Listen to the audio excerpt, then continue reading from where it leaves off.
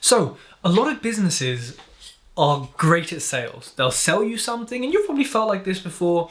You get hooked in, you love it, great product, great service. Everyone's really, really cool and positive and answering questions and responding quickly, and then you make a sale and then nothing.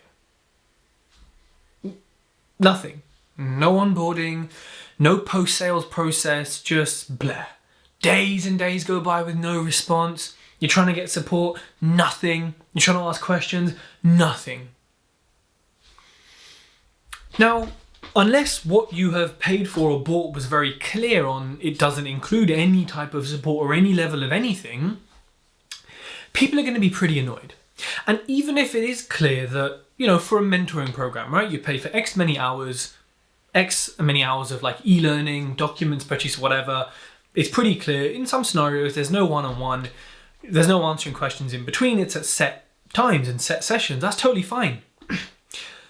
But getting tech support, getting kind of payment queries, getting like an invoice for their records or for their tax accounting, whatever, it's the little things that post-sale make a massive difference. And actually, it's also common courtesy. If I bought a car, right, I would expect the dealer to follow up the next day, a week later, maybe even a month later, maybe even a few months later as well. I'd expect some emails. Hey, how's the car going? Is everything all good? No squeaks and rattles. Is everything good? And most companies don't want to do that because they want to avoid even giving a customer the opportunity to complain and whinge. Now, you might be strategic with this. You might avoid the Karens and only send it to people who, which is most people you think is generally going to go quite positive. But if you really care about your product and your brand and your reputation, reviews, and customer service, your follow-up and your onboarding needs to be tight. And you might think, I've made a sale, who cares? They've bought in, it's done. Yes, but also no. A lot of times you will lose a potential lifetime customer, you'll lose potential upsells, you'll lose reviews and reputation because you were amazing at selling them in and then it dropped afterwards. We know so many companies like that, right?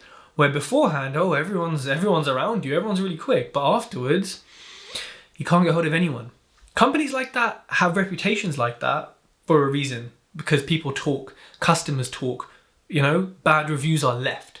And so for me, especially in certain businesses, like a mentoring program, a consulting program, or if you're buying something high value like a car or like an expensive handbag, where there's an expectation of your customers, whether they have a lot of money or they don't, they are putting a lot of money into this. You're a premium brand, you're behaving, moving in a certain way. Therefore, your product or service should reflect that. If someone spent 20 grand on my business coaching and mentoring, my onboarding and follow-up needs to be tight. It needs to be totally process-driven, and personalized. Especially if I'm having 4 or 5 mentees a year, I'm pretty sure I can make the effort to do that, right? Whereas, of course, in larger schemes where there's hundreds, I get it can be a bit trickier. However, there are ways to use AI and these video tools to kind of speed things up. So for me, that dissatisfaction and that kind of confusion, I suppose, that can be created with a lack of onboarding could also lead to customers wanting their money back. Just because you've made a sale doesn't necessarily mean it's protected. You both have rights, and there's both legislation to protect both of you. A lot of the time, the consumer's probably on the stronger foot in this country, Just like someone breaks in your house and you punch them, you're going to jail. Ridiculous country. So for me, a lot of people are missing a post-sales process. So for example, someone signs up to your product, your service, your mastermind. Okay, what's the first email they receive? Do they get a copy of the invoice for their records? Do they get access to your Discord chat, your group, whatever it is? Do they get access to the WhatsApp group? Do they get a nice email welcoming them personally? Hey, I know you're looking at this, this, and this. Amazing, we're looking forward to helping you with this. Any questions, let me know. If you've got any questions with the technical element of the e-learning, let me know and we'll kind of go from there. And what is that process? If you buy a car, most cars are pretty self-explanatory, you just press the buttons and they work. But I believe Porsche do this. They have Porsche pros who know, apparently, encyclopedic knowledge about the car and technology. So I believe when you buy a car, you can sit down with one of them and they can take you through every single element of the car. Why would you hire one of those? Like, generally, why would you hire one of those? Once you've sold the car, most people, piss off, happy with it, run off. You know what I mean? Like, but by having something like that, I actually think it's pretty cool. I haven't experienced it yet. I'm sure I will soon. But like, having that experience should be amazing because you spend money on it and you're kind of like, yeah, I know what I'm getting. I've read the stuff online. I know the tech. I know how to use an infotainment system. But to have someone come in and say, right, get your phone out. We're going to connect Apple Play. We're going to connect you to the app, get the tracking set up. Going to take you through all of this, going to explain the different suspension settings, what happens in Sport and Sport Plus, what the wet mode is, where the sound deadening is removed, how to make the Burmester system sound it. Like, something like that, for me, almost makes you, although you've purchased it and you've made the decision and you should be happy with it and you're ready for it, that onboarding process kind of gets you like, okay, like this brand is taking it seriously. Like, there's a lot of features here that I didn't know about, but it's really cool to have them kind of explain to me, just like if someone joins your mentoring program, a video like this, talking them through it. It doesn't have to be one-on-one, it could be made for lots, but it's just saying, here's the tech, here's some common FAQs, here's how you book in a call, here's how you do this. Little things like that, because the period straight after a sale, and however many days or hours, is when people feel the most regret. What's it called, like post-purchase? I can't remember something. But that is a period when you're most risk at losing a sale. Now, if you're in a business, you need to onboard. If someone's bought a t-shirt from your website, what email do they get afterwards? What does that email say? You know, when they get the t-shirt, if you're a small business, is there a handwritten note in it? Does it smell like lavender because you're all hip and like, what is it? You know, these things make customers feel loved, you know? And you might say, yeah, but like my product is kind of a one-off. People don't really buy it again in the future. Okay, but what you're missing out on is potential upsells. Are you going to have other products? Are they not going to want to buy more of it? Are you not going to have people in your network they might trust you to refer them to that you can make income off? You know, like, are you not going to have the next program up, the next retreat, the next level of car up that you think if they're in love with this brand, they're going to come back and pay, and they'll pay a silly amount because they like the brand. Canva, I don't know what it costs a month, 12 quid something? I would pay like 5 times that. Take my money, because I love the brand. And it's such a good tool. And they look after you. So, same applies to every business. You know, you have food places, certain businesses, certain products where you're just like, whatever they come out with, I'm buying it. People are like that with Ferrari. Whatever they come out with, make it a bit faster, a bit more carbon fiber. Una competizione. Call it competition in Italian, which sounds sexy. Everything sounds sexy in Italian. I don't find French a sexy language. People say it is, but like, I really feel like Italian is way sexier. Anyways, call it a competizione, call it an FXX, call it like Lamborghini, call it a super veloce, which means super speed, super fast. And then Ferrari call it super fast, which is pretty dull, I suppose. Yeah, but people will just buy these. And this then also contributes to why the market for certain things is how it is. Markets, you know, for brands that are loved and that are strong and that treat people and how they want to be treated will have higher resale values, will have people wanting them more, you know, even if there is a big supply of it, right? And actually your brand can sell other elements of your brand. You know, again, go back to cars. If you really sell your LED matrix headlights, and they're incredible, like they are on like Audis and BMWs and whatnot, probably Audi's probably the best actually I've experienced, then every time I order an Audi, every time I talk about an Audi, oh, have you got the LED matrix? Yeah, how much is the option? $2,000? Yeah, I'm paying for it. You're almost branding each product within the product. And you might have something similar to that, you know? You might have a product that has lots of variations. And like, that's important. And so for me, you could be missing out on upsells. Even if you have a closed, small, tunnel-minded view about your products and the future of them, unless you're like real luxury and you sell a really special SD card, I don't know, you know, you're just not going to be in that kind of thing where you don't want more sales. You also want to upsell to their network. Even if they are finished with your products, they've bought everything, they are your best salesperson. Get them speaking to people and sending you people.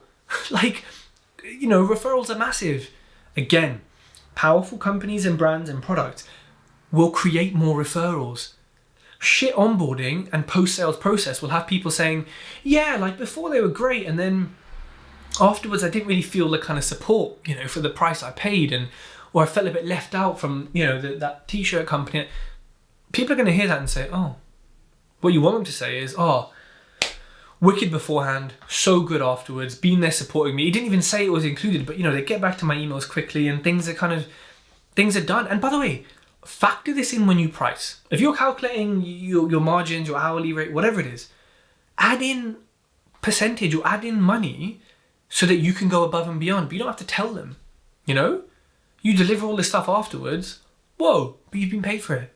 Like, it's cool. Why don't people think of that? Right? Small little things here which make money. Also, having a loyalty process or loyalty structure or scheme helps, depending if you have like a subscription model, if you have a food business. We don't have a loyalty model in our locations for various reasons I'll talk about in a different video. But when we do have a location with a loyalty scheme, we are going to be pumping it out, right? Because we want people to keep coming back. And who doesn't love money off and coming back to their favorite place to eat, And there's so many examples of like really good loyalty schemes. And so by having a post-sales process or involving them in a loyalty scheme where applicable, or some type of, kind of rewarding scheme afterwards. And this could, by the way, be gamification. It could be you've completed this much of the course, bing, XP, like gamify things like Duolingo does, right? And there's a reason Duolingo is so good, right, at teaching people languages, right? Es el mejor aplicación en el todo el mundo por aprender idiomas, ¿no? Por ejemplo. So, like, doing that can have a massive effect. And gamification is so big. And actually, it can be tricky to do in a tech sense sometimes. But on a basic level, it's not. And you don't have to give money as rewards or like percentage off. There's various things you could do there. So you have to get smart with this. But it only works if that first contact after paying and everyone afterwards, has an impact that people want to, people say, okay, I'll jump in the loyalty scheme. I'll jump in the gamification. What are we doing here? And, I think checking in on people, again, whether it's included or not, but just a monthly, hey, how's it going? What are you up to? With my business consulting and my mentees, we have like weekly KPIs, monthly KPIs. We check in, regularly ask how things are going, and that's structured in and that's part of what they're paying for. But at the same time, just checking in, like I said, when you buy a new car earlier, for me would be amazing, and you do get it automated when you buy something from like Currys or Argos. Hey, how was the product? Could you leave a review? But when you're a small business and you're starting out, you can afford to be more, personal and personalized with it. And there's some cool video tools for doing that, which I share with my mentees. So look, for me, a lot of y'all, a lot of people, you're following these e-com, you're doing these different businesses, but you're just not delivering things post-sale, because as humans, it's very easy to chase. You get the goal, and then you're like, oh, actually, the chase was more fun. You've probably thought that in some relationships sometimes, right?